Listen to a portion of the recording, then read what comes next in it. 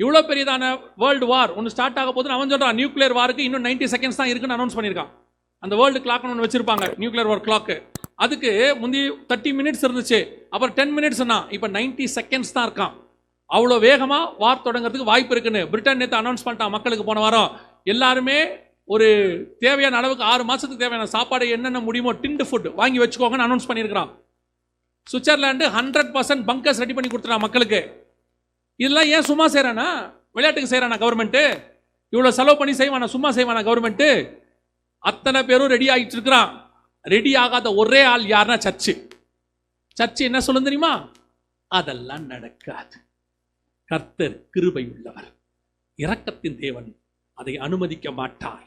இது வரைக்கும் வந்ததெல்லாம் யார் கொடுத்தது? அப்புறம் யார் அனுமதியில் வந்துச்சு? அப்புறம் ஒரு கூட்டம் சொல்லுவாங்க, வசனத்தை பிடிச்சிப்பாங்க. என்ன தெரியுமா சொல்லுவாங்க? நினிவேக்கு இறங்கின தேவன் நமக்கும் இறங்குவார். நான் எப்பவும் சொல்வேன், நினிவேக்கு இறங்கின தேவன் நமக்கும் 100% நான் ஒத்துக்கிறேன். நினிவேக்கு இறங்கினவர் நமக்கும் இறங்குவார். நீங்க நினிவே ஜனங்க மாதிரி ஜோம் பண்ண ரெடியா?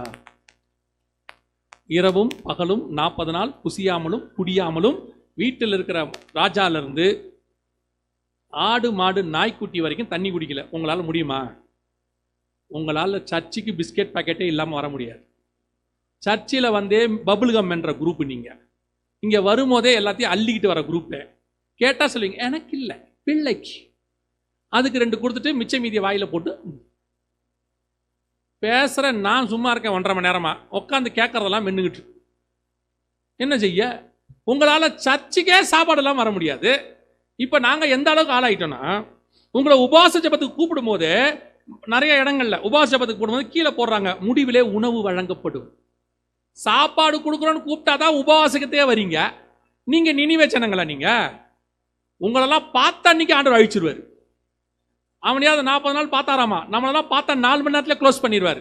நீங்க 4 மணி நேரத்துக்குள்ள 2 தடவை ரெஸ்ட் ரூம் போவீங்க, 3 தடவை தண்ணி குடிக்க போவீங்க. அவரு அக்கினி இறக்குங்கிறாரு, நீங்க அக்கினி அணைச்சிக்கிட்டு இருக்கிறீங்க. அதனால நீங்க நினிவே பத்திலாம் பேசாதீங்க.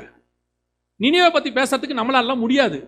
அதுக்கு நம்ம ஒரு காரணம் சொல்லுவான், நான் இருப்பேன் பாஸ்டர், சுகர் பாருங்க கை உதறுது, அதனால நம்மளால முடியாது. சோத்திரம், பிரைஸ் தி லார்ட். அப்ப நினிவேக்கு இறங்கினவர் இறங்கவும் மாட்டார்.